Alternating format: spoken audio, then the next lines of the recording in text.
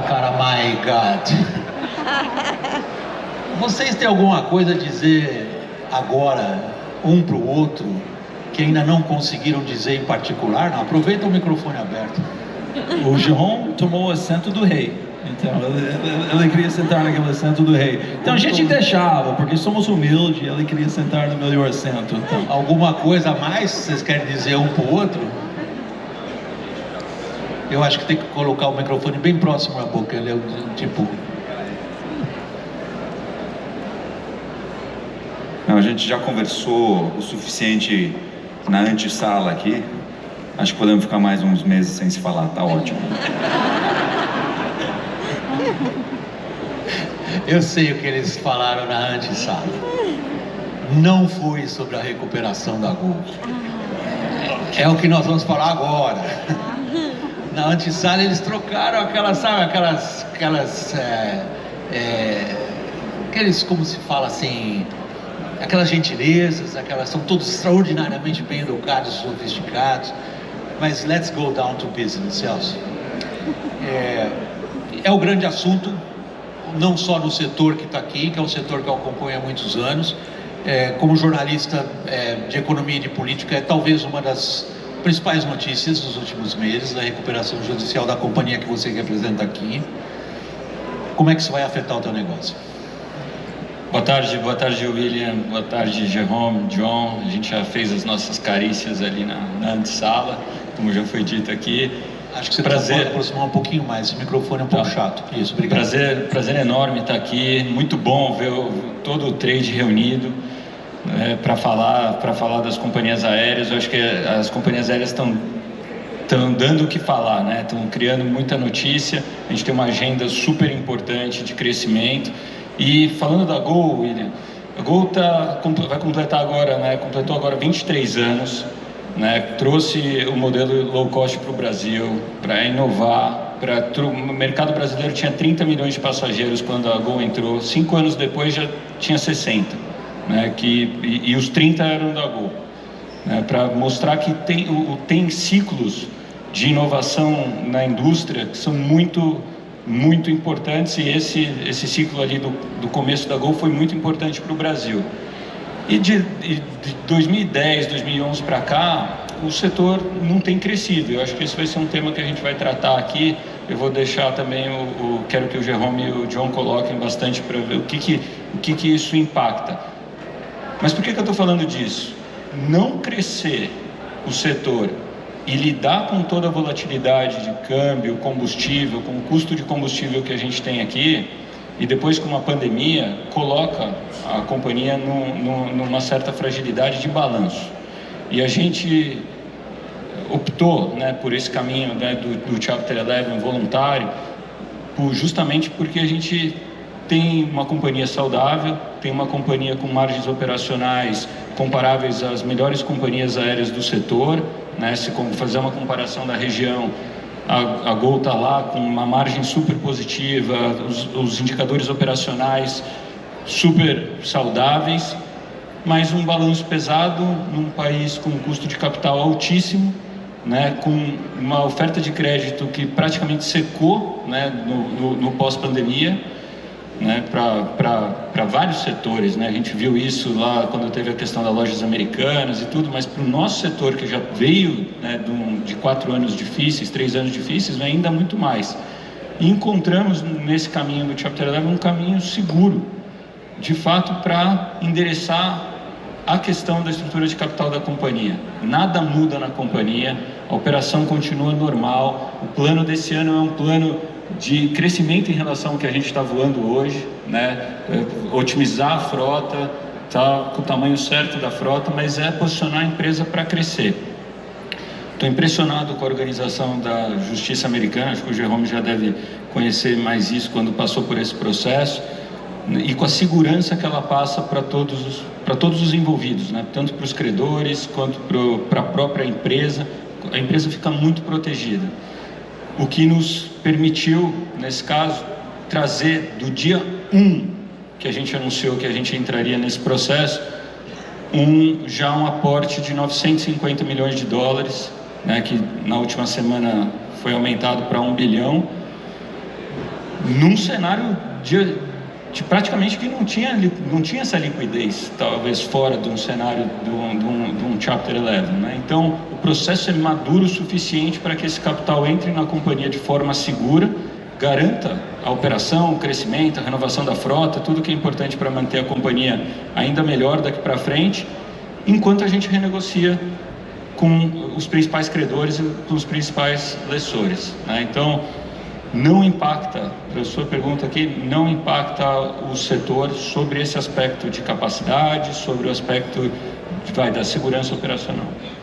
John, o que você acabou de ouvir o convenceu ainda mais a tentar comprar a Gol? Se o Jerome não atrapalhar, porque a Gol tá brava. Eu vou ficar quietinho, só quero ver essa porque discussão parece aqui. que o Jerome passou a gostar de Boeing. O Jerome não me queria, então... Não, Você quer dizer que você passou na frente do Jerome?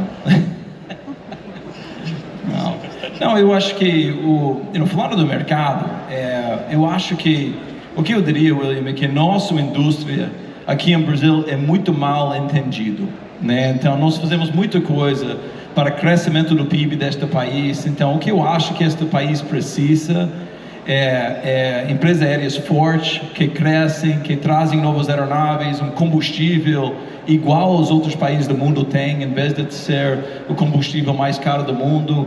Olha quanta gente estão dando emprego pelo povo brasileiro por causa dessa indústria. Então, eu acho que Azul, nós fizemos uma coisa não igual da que Gol ou da Latam, mas nós tivemos que fazer a nossa própria renegociação. A gente fez isso fora de um Chapter 11 e estamos bem. Então, mas nós estamos focados em crescer este mercado. Eu acho que nossas conversas como governo e como outros, eu acho que cada pessoa aqui tem que lutar mais por essa indústria. É a hora de comprar a Gol, John?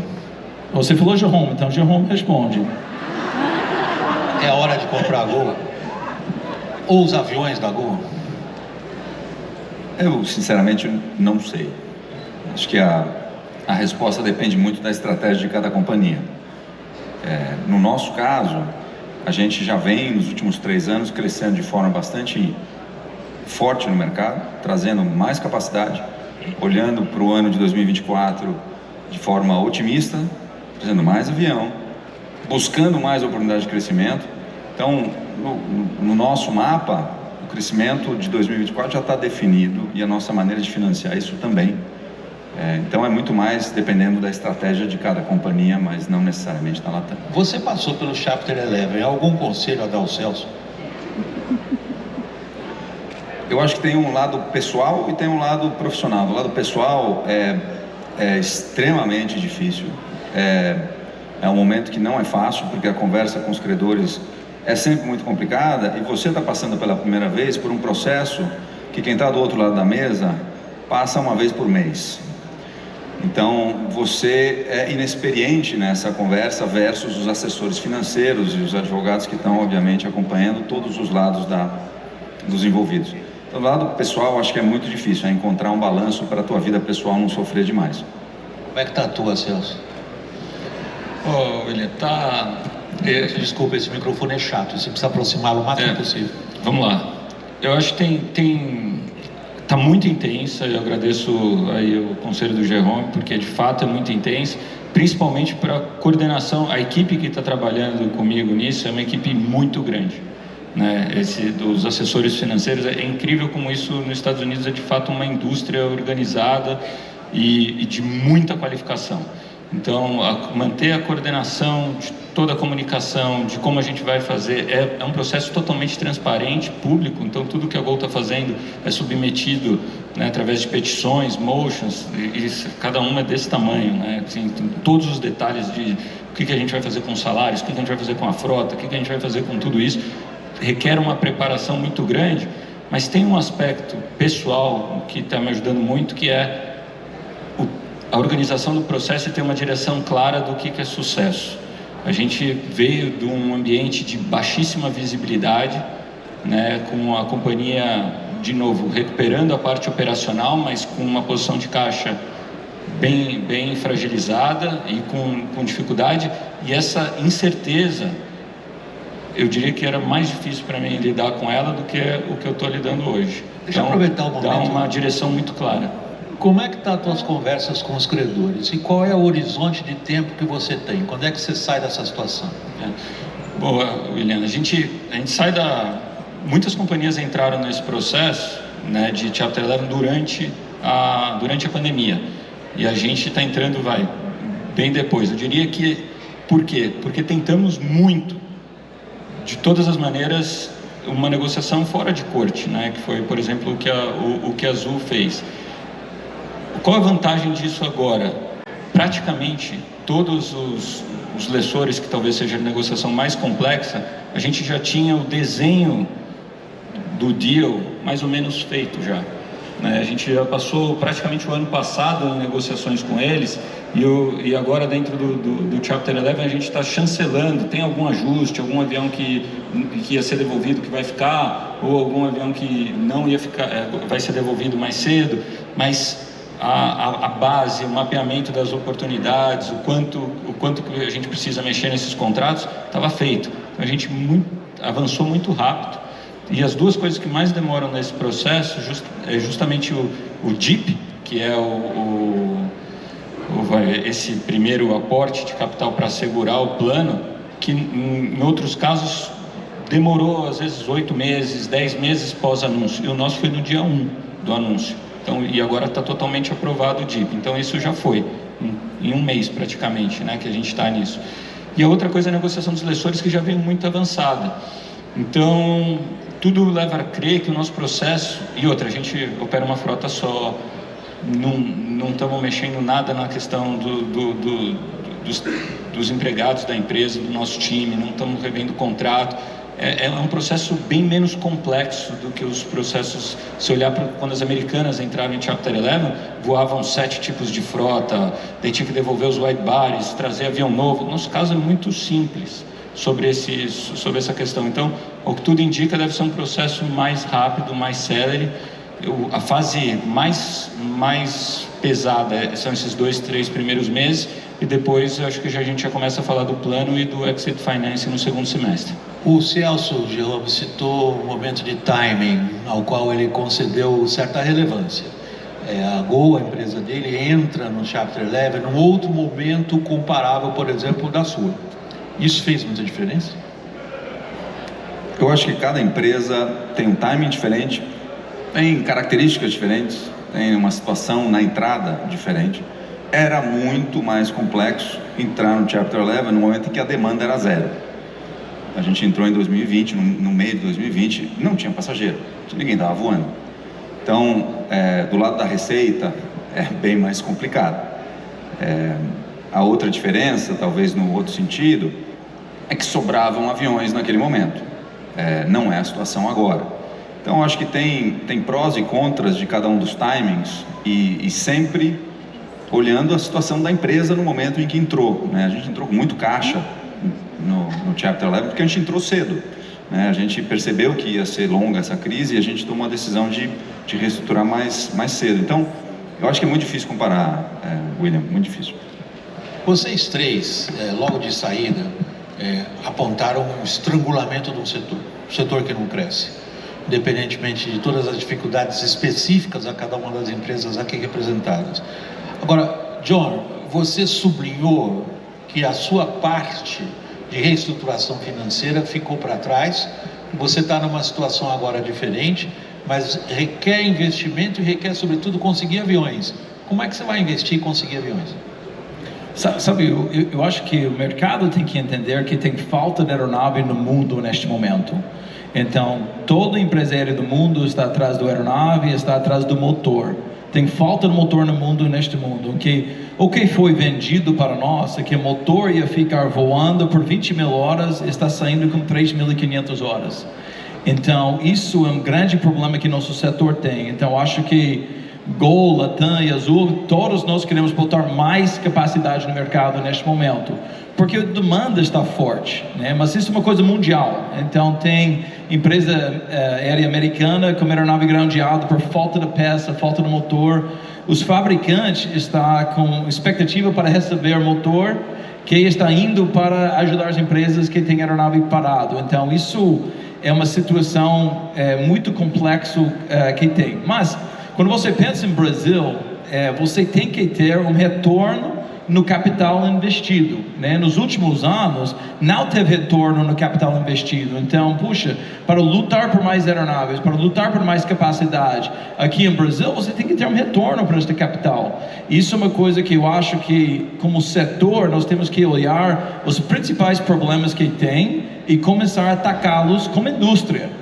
Porque se nós temos mais capacidade, são mais noites no hotel, mais passageiros, o Uber é mais cheio, então todo mundo sai ganhando. Mas nós temos um problema mundial que não tem nada a ver com o nosso setor neste momento. Então, isso, e todos os fabricantes de motor têm vários níveis dos problemas. Então, isso é Pratt & Whitney, isso é GE e também é Rolls-Royce. Então, mas eu acho que como setor, nós temos que correr atrás do capital mais barato aqui no Brasil, né, habilidade para crescer este mercado. Outra coisa que acontece é que nós três aqui temos aeronaves que estão voando 10, 11 horas por dia. Se o combustível fosse mais barato aqui, eu tenho certeza que nós voaríamos 12 horas por dia com o mesmo tipo de aeronave. Por que nós não fazemos isso? Por causa do custo de combustível mais caro do mundo, e se atrasar um voo, eu vou ser processado. Então, é muito difícil estender a jornada durante o dia, porque este país é o país que mais processa a empresa aérea do mundo por longe. Temos 3% dos voos no mundo e acima de 90% dos processos judiciais do mundo. Isso é bom para ninguém. Então, se nós atacarmos essas coisas, eu acho que nós três facilmente podemos botar mais capacidade no mercado que ia ajudar todo mundo. John, você colocou duas pautas interessantíssimas. Eu vou pedir licença para fatiá-las um pouco. Você se referiu em termos gerais ao custo Brasil, isso é combustível, e a outra parte do custo Brasil é insegurança jurídica, que se estende também ao cumprimento de contratos e por aí vai, e ao custo do capital, é outro problema ao qual você se referiu. Eu queria colocar em primeiro, eu vou entrar nisso com certeza, é muito relevante, mas eu queria colocar o Jerome e o Celso nessa questão. Onde vocês vão arrumar avião para voar? Jerome? A gente já está procurando avião além do que a gente tinha planejado desde o começo do ano passado. Então, a gente vem direcionando alguns aviões que iam para as outras unidades do grupo, para outros países. A gente vem direcionando eles para o Brasil. Então, o Brasil absorveu mais do que a fatia normal do recebimento de aviões da Latam, do grupo, né? No ano de 2023. E a gente está buscando alternativas, e alternativas em qualquer lugar, e tem avião. É difícil, tem muito poucos, mas tem companhias, tem lessores que têm aviões disponíveis. Então a conversa é constante para que apareçam oportunidades e também sejam a preços que façam sentido, porque sempre a negociação depende do preço. Você quer um avião? A que preço, né? Então eu acho que tem um processo muito grande de olhar constantemente para o mercado, que a gente já vem desde o começo do ano passado. Então, onde tem avião, a gente está fazendo conta. Onde tem avião? Então, tem alguns lessores que estão com avião disponível fora do Brasil, tem alguns aviões que estão saindo, com alguns lessores que estão recebendo direto da fábrica, tem alguns aviões que estão no Brasil, tem oportunidade. O fato aqui é que cada opção disponível precisa ser estudada. Não necessariamente é no preço que você quer, não necessariamente é a frota que você quer, mas o importante é botar assento para voar. Quando tem demanda, tem que botar assento para voar. Esse que é o foco da Latam Brasil nesse momento. Celso, senão eu vou passar para as coisas mais gerais de aviação. Alguma coisa nesse setor que você quer dizer? Eu queria enfatizar que no nosso caso, e acho que você acompanhou bem essa história, né? A gente é um dos clientes principais do 737 MAX. E teve altos e baixos nessa história, né? Como teve a história do grounding, depois nós fomos os primeiros a voltar a voar. Mas durante todo esse processo, a gente tomou uma postura que por vezes foi muito difícil, porque parecia até que nem a Boeing que estava acreditando tanto que nem a gente, mas a gente tomou uma postura de avançar. Então a gente aumentou a ordem, mesmo com o avião groundado, a gente trouxe aeronaves que estavam para ser entregue para outras empresas em outras regiões do mundo, que são os chamados white tails, né, que ficaram lá naquelas fotos que você olha de Seattle, que tinha um monte de avião. A gente trouxe quase 30 daqueles aviões para Gol e incrementou a ordem. Então a gente tem uma ordem muito grande. Se a Boeing entregar, que é um outro problema, né, que todos os fabricantes estão muito atrasados, a Boeing acho que é o que está mais atrasado. Se a Boeing entregar, a gente tem muito avião para receber. Então a nossa ordem é um ativo muito importante hoje, né, para a Gol. São 14 aeronaves vindo esse ano. O ano passado atrasou muito. A gente tinha 15 aviões para receber, recebemos 6, quase do Papai Noel. Foi tudo em dezembro, entre dia 25 e dia 30. Mas agora tem 14 aeronaves para receber e a gente está muito confiante nisso. Fora isso, a gente está ativando muitas aeronaves que ficaram aí esperando essa manutenção de motor, e parte da renegociação de frota que a gente está fazendo agora é para que a gente consiga fazer muitos motores ao mesmo tempo. Então, isso também vai dar uma nova capacidade para a gente. John, vamos entrar em alguns daqueles aspectos que você, poucos instantes atrás, mencionou. Ao fazer a minha lição de casa, eu pedi ajuda a algumas consultorias do setor. Elas me forneceram alguns números básicos que eu queria testar com vocês. O número que me chamou mais atenção foi o seguinte: o acréscimo na receita das aéreas no Brasil, acréscimo na receita, no ano passado, foi de 21%. Os custos de vocês subiram 28%. O ano passado, as aéreas no Brasil recolheram 55 bilhões de reais em receita. Gastaram 57 bilhões de reais. Qualquer um que olhe os números de vocês vão dizer, desculpem, não vou falar nenhum palavrão, esses caras estão F. E aí nós temos políticas públicas voltadas em parte para lidar com números que não fecham. Elas estão ajudando, elas estão corretas, elas estão direcionadas? Senhores, John. O que eu diria é que cada santo semana do ano passado nós fomos chamados para Brasília para receber bronca do preço da passagem. Foi toda semana, puxa, o preço está alto, o preço está alto, o preço está alto. E um pouco da ajuda que Celso deu como recuperação judicial do Gol mudou o discurso. Então acho que eles estão, uau, alguma coisa está errada com esse setor, como você citou.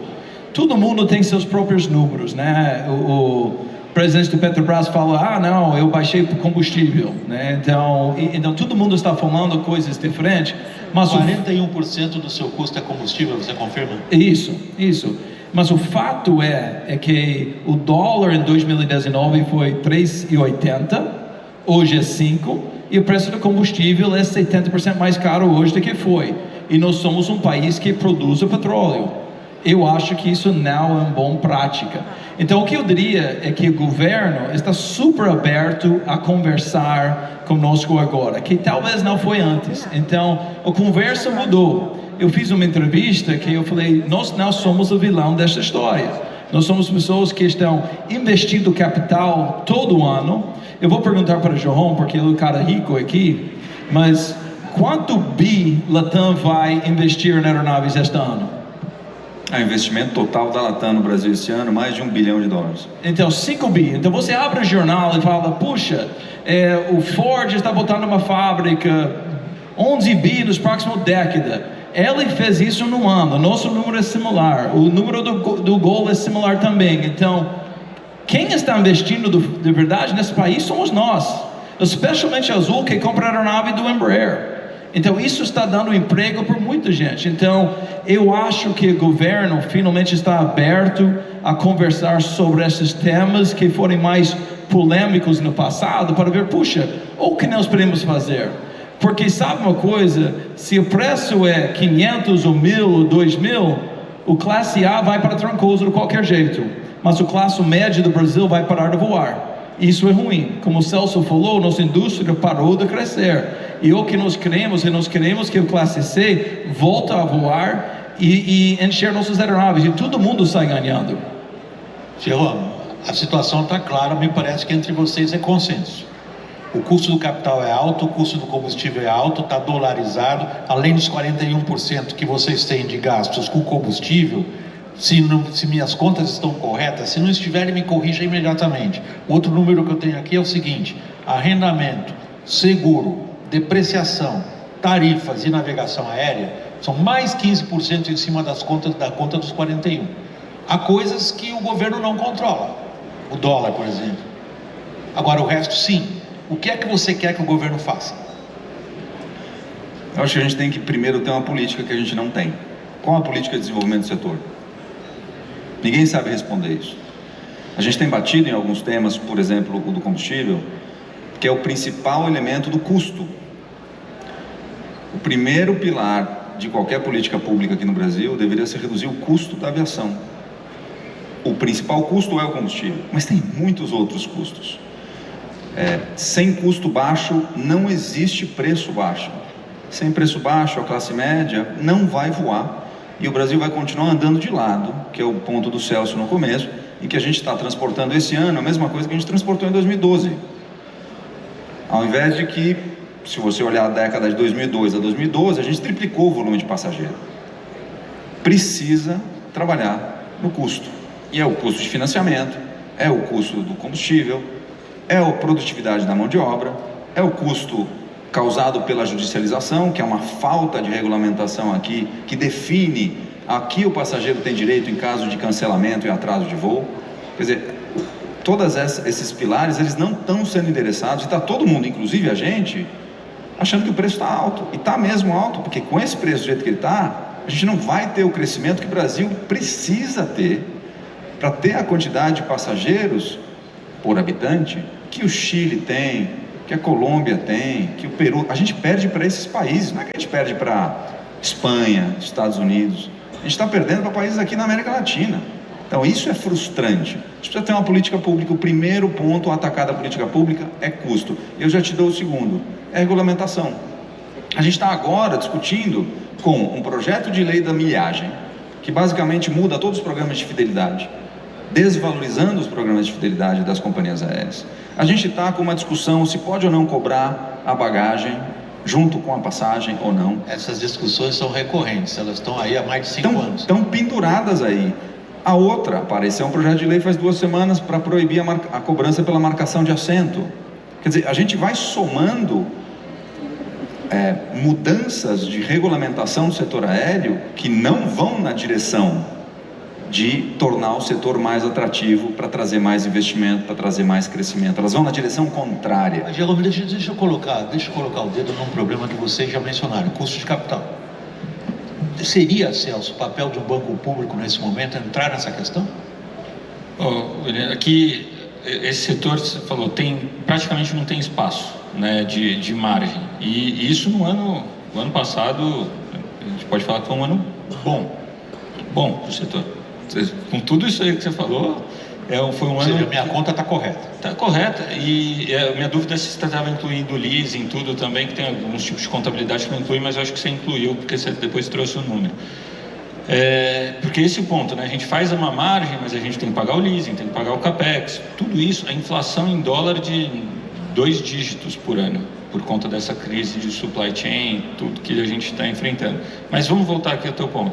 É um setor que ele não acumula, né, patrimônio líquido ali, não tem balanço forte para lidar com o longo prazo. E os investimentos são de longo prazo. Tudo isso que a gente está falando aqui de $1 bilhão, frota, 15 aviões, tudo isso é contrato de 12 anos, perdão. Que no nosso caso agora a gente está revendo um monte de coisa dentro de um Chapter 11. Porque é isso, os compromissos já foram feitos. O ponto, daí, quando a gente fala do banco público ou do governo, a pauta que a gente tem hoje é sobre o FINAC, né, que é um fundo de aviação. É um fundo que foi criado dentro do setor, com recurso do setor, com recurso atraindo novos concessionários que vieram para os aeroportos.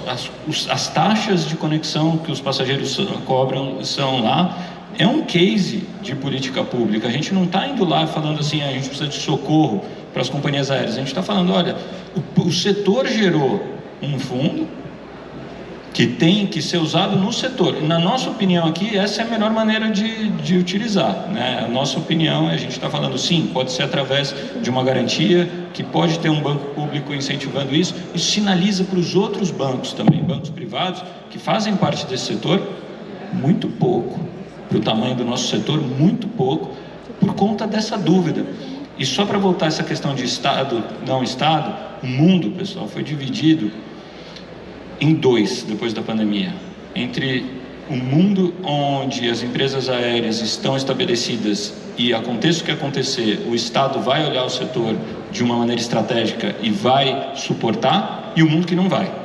E o mundo que não vai, as empresas entraram em Chapter 11, fizeram reestruturação, estão se arrastando, e o mundo que vai está voando, que é a Europa, Estados Unidos, todos estão voando. Então, e o debate não entra nessa coisa de intervencionismo estatal. Entra, não, esse setor é importante o suficiente para o consumidor, e sem esse consumidorismo barato que o Jerome está falando aqui, de estou protegendo o consumidor. Estou protegendo o consumidor se tiver assento, se tiver crescimento, né? Então, o John está me pedindo. Não, só queria, estou vendo o Delta aqui, o patrocínio aqui, é uma empresa muito bacana, mas é subsidiado pelo governo americano. American é subsidiado, JetBlue, Spirit, TAP, todas essas empresas são subsidiadas pelo governo deles. Então, quando nós estamos botando um voo, vamos dizer Campinas para Fort Lauderdale, quem é meu concorrente? É uma empresa subsidiada pelo governo deles. Mesma coisa quando eu boto um voo Campinas para Lisboa, eu estou concorrendo com uma empresa subsidiada pelo governo deles. Não recebemos um centavo do governo brasileiro, e o que nós estamos falando é acesso a crédito. É diferente. O que foi dado para Delta, American, JetBlue e tudo foi fundo perdido, 50 bi do dólar. E eu faço pergunta para vocês: não seria melhor contratar um comandante do Brasil para voar mais voos na Latam, Gol e Azul do que um comandante dos Estados Unidos? Então, quem devemos estar ajudando a dar emprego? Quem nós devemos estar ajudando com financiamento para botar mais tripulantes a voar, mais hotéis em Brasil para encher? Então, tem que olhar. Eu fico puto com essa coisa do socorro. Não é socorro, é acesso a crédito para ajudar o Brasil a crescer e ver tanto imposto que este setor vai gerar para ajudar o Brasil a continuar crescendo. Então nós temos que olhar isso de outra forma e entender muito bem que todos os outros países, como o Celso bem falou, são subsidiados. Eu sou grato à franqueza de vocês, que vocês estão colocando o dedo na ferida. Vocês estão dizendo o seguinte: não importa se você quer usar a palavra socorro ou não, Jorge, o problema aí não é semântico, o problema aí é de princípio. Em que medida o Estado brasileiro, ou seja, com o dinheiro de todos nós que estamos aqui, dinheiro público é o dinheiro de todos nós, em que medida o Estado brasileiro tem que acudir a um setor, que não cresce, precisa de acesso a crédito. Você fez uma diferenciação interessante, ela é vital, mas aí está o ponto. Você separa o que é acesso a crédito, onde um banco público pode ter um certo papel, o BNDES, por exemplo, seja na aquisição da aeronave, seja no financiamento de carro, o que for, do subsídio direto que você considerou a fundo perdido inicialmente. No teu raciocínio não é fundo perdido, porque você criou emprego, criou demanda, criou um rendimento ali na frente de forma geral. Porém, a palavra maldita está na discussão. Sem subsídio, vocês escapam, Jerome? John, você estava tão animado que eu acho que você tem que continuar respondendo essa pergunta. Pode, o Jerome está rico, Não, eu só queria dizer que você vai falar sobre isso. Não, quando a subsídio é a palavra maldita quando ela entra na discussão, mas ela está.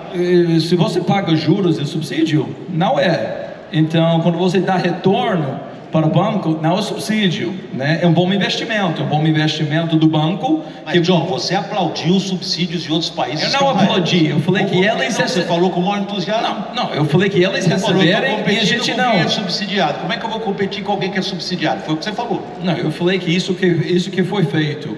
Ninguém está pedindo subsídio das empresas brasileiras. O que nós estamos falando é... Ninguém está pedindo subsídio, ok, essa é a manchete. Sim, ninguém. Ok. That's your point. Jerome. Acho que agora o Celso podia falar alguma coisa. Não, eu sinceramente eu volto no meu ponto, William. Custo. Talvez mais do que acesso a crédito. Eu acho que o tema aqui é custo. Por que não subsídio, Jerome? Não, eu acho que assim, eu não sou formulador de política pública. Eu não estou sentado no governo olhando aonde que eu preciso investir, se é mais no setor agrícola, se é mais no setor automotivo, se eu preciso... Essa é uma função muito difícil, graças a Deus eu não estou nessa posição. O que eu sei hoje é, a Latam passou por um processo muito duro de reestruturação. Hoje é uma companhia que está gerando caixa, que está saudável, que consegue crescer. Por que a gente não cresce mais? Porque o Brasil tem entraves gigantes do ponto de vista regulatório e custo. Então, na hora que vem um avião e a gente fala assim, aonde que eu vou colocar esse ativo? Eu vou colocar ele no Chile, no Peru, no Equador, eu vou colocar ele no Brasil. E nessa hora eu vejo que o Brasil perde muitas vezes por não ter uma perspectiva de estabilidade regulatória, de ambiente atrativo para negócios e de custo baixo de operação. Então, daqui a pouco eu vou ter manutenção indo para outros países e fazer manutenção em outros países, porque o custo trabalhista aqui no Brasil só sobe. Esse é o meu dilema. Não é se é subsídio, se não é subsídio, se eu tenho que investir mais num setor ou no outro. Esse é um problema complexo que o governo precisa resolver. O que eu sei é que aqui o ambiente é muito complicado de se fazer negócio. E quando a gente compete com investimentos em outros países, a gente acaba perdendo porque a gente não faz um dever de casa que não requer botar a mão no bolso necessariamente. É um trabalho um dever de casa de definir políticas para o setor e dar estabilidade para esse setor, que é uma loucura. Jerome, se eu excluir o seu nome das afirmações que você acabou de fazer, eu provavelmente faria uma lista de quase todos os setores relevantes da economia brasileira que pronunciariam as mesmas palavras que você acabou de pronunciar. Você está falando de uma situação ampla de custo Brasil, com o qual a gente vem brigando há décadas e está só piorando na minha visão como jornalista político. Mas há, digamos, urgências que afetam o seu setor diretamente. Quando o governo não pôs, por exemplo, as aéreas no PERSE. Eu não preciso dizer aqui o que é PERSE, porque eu acho que essa plateia sabe todo o que é o PERSE. Normalmente as plateias nunca ouviram falar, não sabem nem o que é PERSE. O PERSE é um programa de renúncia fiscal. E nós temos vários programas de renúncia fiscal. Quando houve a reforma tributária agora, basicamente o que se discutiu na reforma tributária é quem fica dentro e quem fica fora da regulamentação. Então aí vem minha pergunta, ela não é capciosa, ela não tem conotação negativa, você inicialmente, Celso. Celso, há algo que vocês sugeririam às autoridades públicas nesse ponto específico de renúncias fiscais? E aí, John, eu tiro a palavra subsídio, tá? Vamos considerar renúncias fiscais, isso tem para Manaus, isso aí tem desoneração de folha para 17 setores, agora vem desoneração de folha para as prefeituras. O que é que o setor aéreo teria a demandar neste âmbito do chamado refresco? Olha, a gente lutou muito agora durante a reforma tributária justamente por isso e vamos ser fortemente impactados aí pela reforma. Vai aumentar a carga tributária, que é uma questão que a gente não aceitou ainda, tem todo o nosso argumento e vai até aumentar. Você falou de subsídio, minha posição aqui é subsídio que cria distorção, não é bom. A gente não é isso que a gente precisa, a gente está falando de custo e manter competitividade. Eu vou falar, mesmo o terceiro, você é piloto, William, você conhece. Congonhas Santos Dumont, operado hoje de Boeing 737, de Embraer E2, de A320, demora mais do que na época do Eletra. 20 minutos a mais do que na época do Eletra. E o combustível é 50% mais caro do que qualquer lugar do mundo. Então, qual a competitividade dessas empresas? Então, essa questão do custo que é muito impactante para o nosso setor. A questão que a gente está chamando aqui de empréstimo, que a gente está vendo, é por uma questão que impactou demais o setor, que foi a pandemia. Acho que mudou o curso natural da história, né? Que essas empresas precisam gerar crescimento para lidar com essa pressão inflacionária natural e de repente para. É disso que a gente está falando. Fora isso, William, a gente tem tratado de uma maneira... as nossas pautas são pautas de custo e de competitividade. Acho que o John falou isso. A gente compete com as empresas de outro país na mesma rota, pagando muito mais. Então, acho que está muito mais aí do que nessa questão tributária. Estou falando do tributo que a gente tem hoje. Se a gente entrar no assunto da reforma tributária nova, daí acho que a gente vai precisar de mais tempo. Não, é outro seminário, é outro programa. Vamos continuar nesse daqui. Eu vou move forward, John, em relação a onde vocês veem o possível crescimento de demanda e a relação disso com a infraestrutura, se você tem mais alguma observação a respeito. Eu como repórter, que é o que bate meu coração como repórter ainda, uns tempos atrás tentei entender por que é tão complicado no Brasil a questão de colocar mais avião voando. E aí tem um brigadeiro da FAB a quem eu devo essa lição extraordinária, o brigadeiro Bertolini, que durante um bom tempo comandou o CGNA, quem não sabe, é o Centro de Gerenciamento de Navegação Aérea, e pegou um repórter burro como eu, botou na frente da matéria e falou: você quer entender o que é navegação aérea, que afeta as aéreas? É o seguinte, você só vai ter tantos aviões no céu quanto você tiver no chão. Eu falei: como assim? Não adianta eu ter 100 aviões voando se eu não tenho pátio para pôr 100 aviões. O que ele dirigiu a minha cabeça para o seguinte: o problema no ar é o problema no chão. Se eu não tenho como acomodar essas aeronaves e colocá-las em determinados lugares, eu não tenho como fazê-las voarem. Então, como que vocês imaginam e de onde viria essa demanda necessária para o crescimento do setor?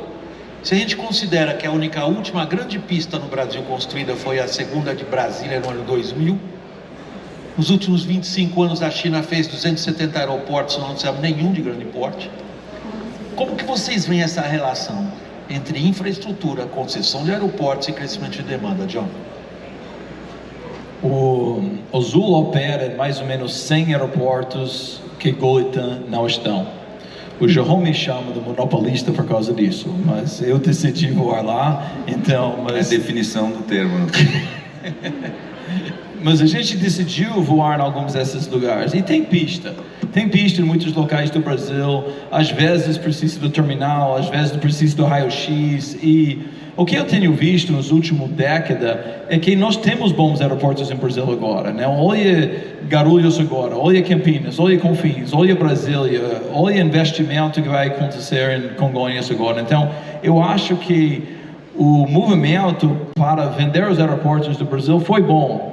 E uma outra coisa, que quando isso começou, Infraero melhorou pra caramba também. Então, e eles concorrem com uns aos outros. Então, eu acho que isso é uma coisa saudável, né? O setor privado entrando nos aeroportos do Brasil é muito importante. Mas também nós temos que lembrar que a receita vem do voo, né? Então, às vezes, eles querem cobrar demais para salas, coisas assim, que a gente precisa para operar, né? Sala para piloto, coisas assim. Mas eu acho que a infraestrutura do Brasil está melhorando. Então, o movimento que aconteceu na última década foi crucial para o Brasil. Celso. Eu concordo. Assim, eu diria assim que até o desenho da malha aérea mudou a partir do momento que começou a poder concentrar. A criação dos hubs é uma novidade. Brasília, se a gente lembrar daquele aeroporto com uma pista e só com aquele satélite, comportava 8, 10 aviões no chão, mesmo só. Se você for em Brasília lá, você vai ver quantidade de aviões lá ao mesmo tempo, simultâneo hoje. Eu acho que foi uma onda importante, mas ela já está no limite, precisa já de uma nova onda de investimento, principalmente no lado ar, né, que é o que a gente fala, que é isso aí, pista. Você pega, olha um final de tarde em São Paulo, com 2 horas, com 40 minutos de chuva. Eu convido a todos aqui a pegar o Flight Radar e ver o que acontece, quantos voos a gente precisa cancelar, quantas ações vêm por conta de passageiro que entra contra a companhia aérea, que acontece, né, na Terminal São Paulo ou na Terminal Rio, que são as mais nervosas. É muito pesado mesmo.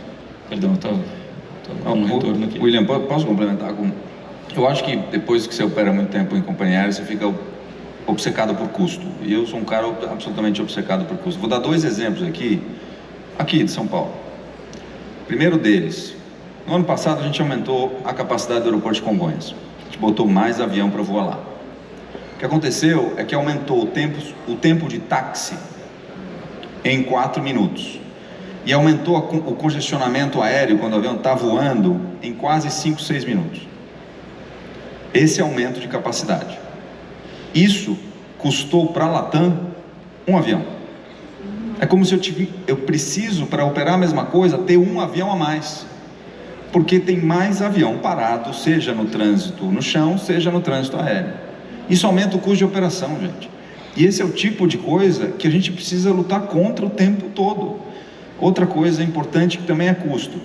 Se você pega a rota ótima, e eu não sou piloto, mas que nem você é piloto, mas eu aprendi também muito com os pilotos da Latam. Se você pega uma rota ideal entre 2 cidades, e você pega quanto a mais o avião voa, além dessa rota ótima, nos Estados Unidos, 2%, entre 2% e 3%, se você pega a rota ótima entre 2 cidades. No Brasil, 8%. Eu gasto mais combustível, eu demoro mais, ou seja, eu gasto mais leasing, eu gasto mais tripulação, porque a rota não é ótima. Então, tem muita coisa que não depende assim de uma mudança contextual do país sobre o custo Brasil, mas que tecnicamente precisa ser endereçada aqui para a gente não continuar subindo o preço a um ponto onde a gente deixa um monte de potenciais passageiros fora do mercado. Então, essa obsessão por custo tem que mudar aqui. Deixa eu cometer aqui uma indiscrição. Eu acho que o Brasil é o único país onde eu vejo comandantes, eu não vou dizer o nome das empresas, combinando com o controlador de voo por WhatsApp um encurtamento de rota. Isso é inédito. Os comandantes e os controladores criaram um grupo particular no WhatsApp para discutir encurtar a rota. E aí você vê as comunicações do WhatsApp dizendo assim: agradeço a fulano, sargento, diante de uma tela do controle de voo na terminal de São Paulo, encurtou 2% do meu combustível hoje, porque ele cortou uma curva para mim na aproximação de Guarulhos. Eu não sei quem gosta tanto de aviação aqui como eu, mas isso aí dá uma ideia para vocês do que é infraestrutura. Mas, fecha parênteses, eu não podia resistir a falar isso aqui para esse público. Prosseguimos. De onde vocês veem o surgimento de demanda? Agora que abordamos as questões de infraestrutura. Que setores do público vocês acham que traria isso que vocês estão se ressentindo de não estar crescendo? Celso, quer começar? A gente teve uma onda positiva, eu acho, de turismo Brasil muito bacana durante a pandemia. Se teve uma coisa legal que aconteceu durante esse período foi destinos novos surgindo. Eu acho que Maceió, litoral alagoano, algumas praias de Pernambuco, a própria Bahia, a quantidade de voos que recebeu, Jericoacoara, tudo isso virou Porto Seguro, mais ainda, né? Virou assim, é uma onda nova de demanda que veio para ficar. O que é diferente daqui em relação a outros mercados mais maduros? Existe uma classe média, que nem é uma classe média alta nos outros países, mas é uma classe média que está muito acostumada a viajar para visitar amigos, parentes, familiares, muito. Viagens de final de semana, rápido, frequente, que não são só viagens a trabalho. Isso é um mercado que ainda não cresceu, o que eu acho que tem que crescer no Brasil, seja por uma questão de porta a porta ainda caro, que isso é relevante, né? Quanto que você gasta para ir até o aeroporto. Às vezes você gasta mais de táxi do que com a passagem aérea, em vários exemplos que eu tenho aqui. O tempo que demora para você ser processado como passageiro, entrar, chegar no avião, o tempo de táxi, chegar no destino e o custo. Então eu acho que a gente precisa, né, sim, ativar o que o John chamou aqui de classe C, e ter mais essas viagens, né, que alguém possa voar 2 vezes por ano, né, em vez de uma, né? A gente tem milhões de passageiros aqui que voam, 5 milhões de passageiros que viajam 1 vez por ano. Dobra isso, 2 vezes por ano. Qual a tarifa média que esse cliente está pagando hoje? Está abaixo da tarifa média do setor, que é R$630, esse cliente está pagando 400. Se essa passagem for 300, ele faz 2 viagens por ano. E esse é o potencial que eu acredito muito que o Brasil tem, que é muito rapidamente ativado a partir do momento que a gente tiver mais infraestrutura, mais voos, esse voo adicional da 12ª hora de voo e com mais competitividade do ponto de vista de custo. O Voa Brasil quer fazer passagem a R$200, cabe? A gente tem muita, vou passar aqui para meus colegas, mas a gente já tem muitas passagens abaixo de 200. Eu acho que a questão do Voa Brasil é chegar nesse cliente que não está considerando voar de avião. Então, não é só para quem hoje é especialista nas promoções, que às vezes é até alguém que tem uma capacidade, um poder de compra muito maior do que R$200, mas que está atento às promoções, está nos nossos aplicativos, está ali e compra. Acho que a questão do Voa Brasil é mais de como eu pego um setor que não está voando hoje e trago para cá. De onde você vê o potencial crescimento de demanda, John? Eu veio para o Brasil em 2008. Mercado era mais ou menos 50 milhões de passageiros quando a Azul foi fundado.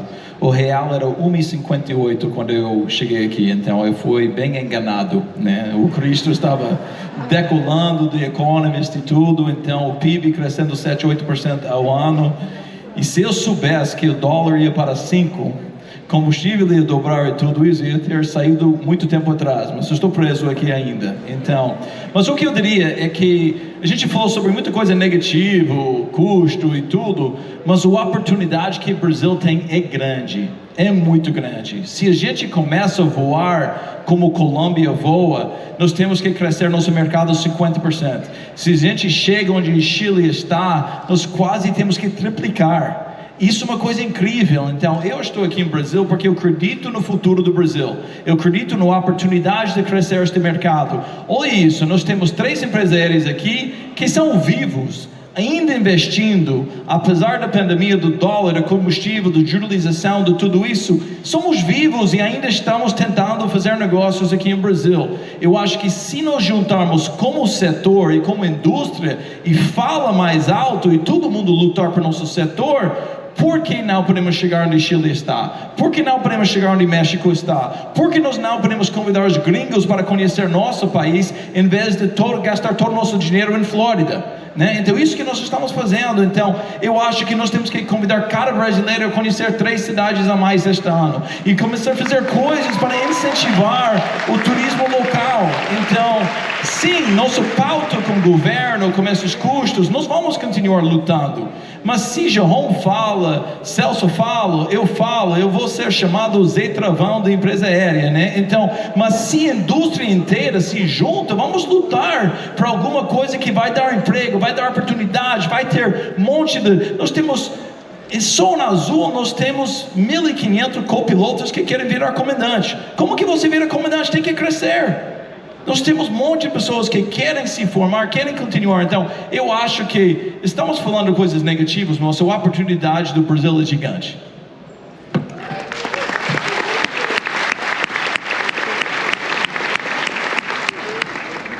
John, você tem uma grande chance como candidato e isso é um elogio. Não, isso é um elogio, porque você consegue desenvolver, vou usar essa palavra maldita, você consegue desenvolver uma narrativa em função dos objetivos de um setor, e é uma narrativa que, se realizando, ela não apenas favorece o teu setor que você representa, mas ela tem um efeito de disseminação que é útil para a sociedade inteira. Porém, e essa é a minha função como jornalista profissional, é puxar teus pés para o chão e perguntar a você o seguinte: ok, excelente, os representantes de determinado setor econômico se mobilizam em torno do esforço de fazer aquele setor crescer, e eu posso atribuir isso também ao comércio, John, eu posso levar isso para o agrobusiness, John, eu posso levar isso para a indústria, que o Brasil recuou ainda mais do que a aviação nas últimas 3, 4 décadas, o Brasil se desindustrializou, eu posso levar isso para o setor financeiro, para o setor que eu quiser, mas para todos eles vai ser sempre a mesma questão, que é a seguinte: onde no seu business você enxerga hoje as oportunidades do público correr para o teu business? Me parece que você dá uma ênfase no turismo, por exemplo, como o Celso fez. não digamos, no viajante de business. O Celso colocou, você colocou também. É isto que é promissor hoje, Jerome? É isso que é promissor. Eu acho que o Celso está absolutamente certo. Tem espaço para o turismo muito maior no Brasil.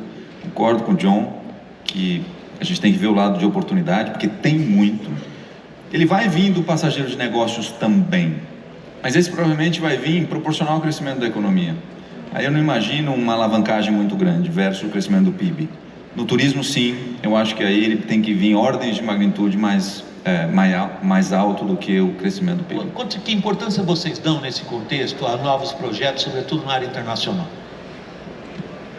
Eu acho que a gente... Por que eu insisto tanto em custo, William? Porque no final das contas, essa é uma competição global. A indústria aérea é uma indústria global do mais eficiente. É óbvio que você tem que gerar receita, mas se você reparar quão difícil é você ter um diferencial de R$1 ou R$2 na mesma rota, no mesmo horário, entre uma companhia e outra, todo mundo quer lanche, todo mundo quer mais espaço, muito pouca gente está disposta a pagar por isso. Então, no final, a competição fica por eficiência. E o crescimento internacional, no nosso caso, ele pode vir sim, porque a gente hoje, se comparando com algumas dessas empresas que a gente citou, americanas, europeias, etc., que competem com a gente, tem muitas dimensões onde o brasileiro é mais competitivo, sim. O meu custo operacional para algumas rotas internacionais, ele é mais competitivo que muitos concorrentes. Ele pode ser ainda mais. E na medida que ele for, eu vou colocando mais rota, eu vou colocando mais avião, porque eu sou mais eficiente. E eu consigo operar com margem onde o meu concorrente não consegue operar com margem. Então, no final das contas, esse foco na eficiência faz com que venha o crescimento. Na medida contrária, se a gente fica mais caro, se a gente fica menos produtivo, a gente começa a perder espaço, perder rotas e perder a oportunidade de capturar o americano que quer vir para o Brasil, o europeu que quer visitar o país, porque a gente simplesmente não consegue transportá-lo mais competitivamente do que a TAP, do que a United, do que a Air France. A pergunta que todo mundo faz, sobretudo a plateia dessa, Celso, podemos esperar novos destinos, novos projetos nesse setor? Sem dúvida, eu acho que a gente está muito focado nisso. Eu falei dessa avenida do turismo porque, de fato, é onde na cadeia gera o efeito maior multiplicador, o efeito multiplicador maior, né? E isso é muito bacana. No nosso caso, a gente começou essa sessão aqui falando de Chapter 11, de tamanho do setor. A gente está lançando rota o tempo todo, né? Tá tentando lançar rota, está lançando rota para Bonito, está lançando agora, vai trazer para Bogotá. Vamos voar entre os países agora da América do Sul para levantar nova demanda. Vamos voar agora de Fortaleza para Orlando, novos voos. Isso faz parte, é praticamente uma busca incessante que as companhias aéreas fazem por novos destinos. Então, eu acho que aqui, para chamar a responsabilidade para todos nós, a gente tem que fazer esses voos darem certo, né? O portfólio de voo tem uma parte ali do que a gente voa que é justamente desbravar e para que dê certo, né? E um dia começou um voo para Jericoacoara, um dia começou um voo para Bonito, um dia começou um voo para Passo Fundo. Esses voos foram dando certo.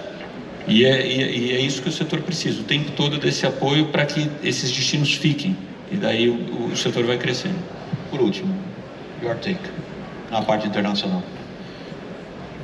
Ou rotas? Rotas ou... Não, eu acho que a gente veja muita oportunidade. Eu vejo o norte deste país que quer mais voos, está indo bem. Eu vejo Belém, eu vejo Manaus, eu vejo Recife, eu vejo Maceió. São lugares incríveis. Então, eu acho que todo dia nós temos que olhar as oportunidades que existem aqui no Brasil. E uma coisa que eu brinco, muitas vezes a gente começa voando um ETR, e depois um Embraer, e depois um 320, e depois essas caras querem voar na mesma rota, que é bom, então vou levar meus ativos para outro lugar. Então isso é uma coisa que, né, o mercado está crescendo. As três empresas voam para mais cidades agora do que nós voávamos em 2019. As três empresas. Isso é uma coisa super saudável para o Brasil. Isso quer dizer que mais pessoas têm acesso à aviação do que tinha antes da pandemia, com todos os desafios que nós falamos.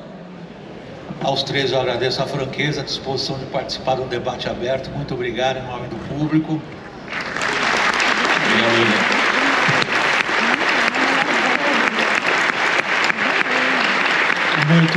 muito obrigado particularmente a atenção de vocês.